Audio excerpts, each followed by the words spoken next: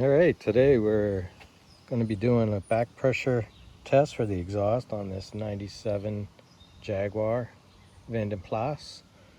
The symptoms I've got is that I got a little bit of low power when I'm trying to get on the highway, also sometimes on hills at low speed. So I've removed one of the upstream O2 sensors and hooked up this pressure gauge.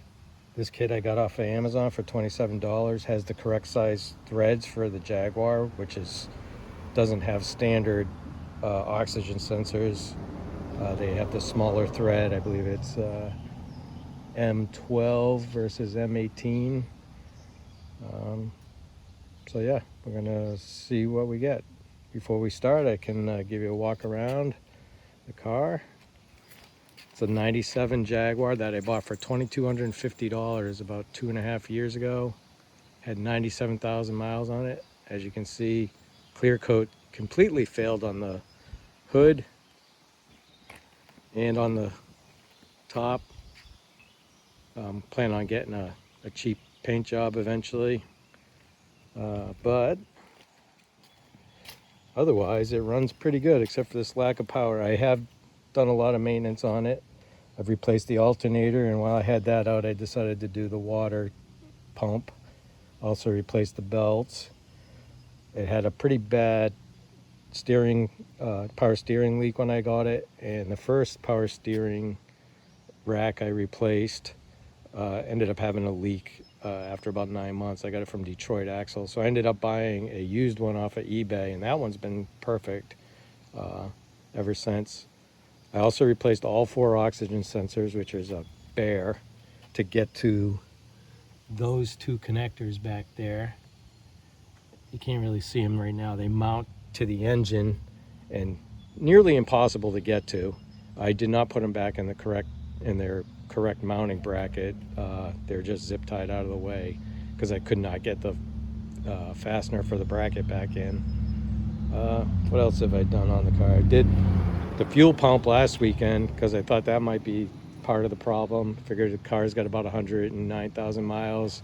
Even if it wasn't the fuel pump, it was a fairly cheap attempt at fixing the problem, and now I've got a new fuel pump in there. I've also done the fuel filter. That's the major maintenance I've done. I'm planning on doing brakes and shocks soon this summer. Here's the inside. Pretty mint in the inside. A little bit of wear on the seat right there. That's about it there. Back seat. Got the tray tables because it's Vanden Plas.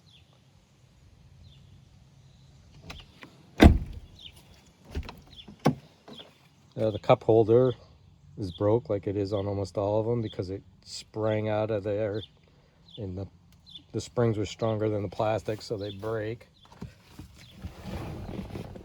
Also, I repaired the clock with some parts I got off of Walmart or eBay, and I changed out the LEDs to a green LED. I also had the radio out. The back light on the radio buttons didn't work. I found out from Jag forums that there's a resistor that usually goes bad, and sure enough, that's what my problem was. You have to get a higher watt resistor so it doesn't burn out. It was a pretty simple fix once I got that figured out.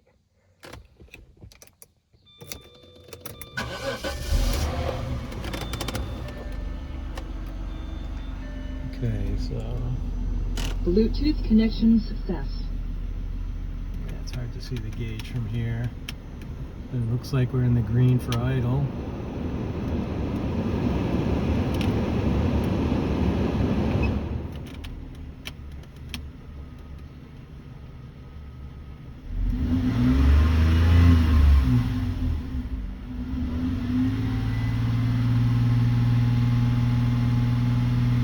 Yep, needle's not moving. Not much. It's still in the green. If it's in the green on the bottom band, I believe that's for 2,500 RPM, and the other band is for idle. Both of them are in green, so it looks okay. I gotta try the other one now.